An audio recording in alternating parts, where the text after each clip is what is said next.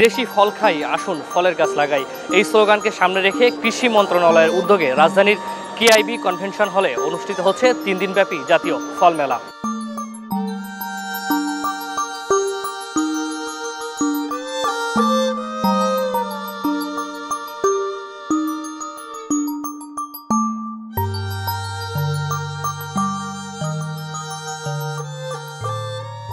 আমাদের এখানে প্রায় 40 ধরনের ফল আছে, যে ফলগুলো বিদেশে রপ্তানি হয়। প্রায় 50টির মতো দেশে আমাদের বাংলাদেশ থেকে রপ্তানি হচ্ছে।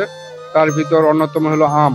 আমাদের দেশে এখন বাণিজ্যিকভাবে এই আমগুলো রপ্তানি হচ্ছে, বিশেষ করে ব্যানানা ম্যাঙ্গো, কিং অফ চাকাপাত, আর তারপর আপনার হলো বাড়িয়াম 4, বাড়িয়াম 11, বাড়িয়াম 3, যেটাকে আমরা আম্রপালি বলি। এগুলো সবই এখন বাণিজ্যিকভাবে উৎপন্ন হচ্ছে এবং সবচেয়ে বেশি উৎপন্ন হচ্ছে যে আমাদের চাহিদা রয়েছে বাজারে হিমসাগর আম, কৃষাপাত আমের একটা ব্যাপক চাহিদা রয়েছে। সেই সাথে হাড়িভাঙা আমেরও অনেক চাহিদা আছে বাজারে।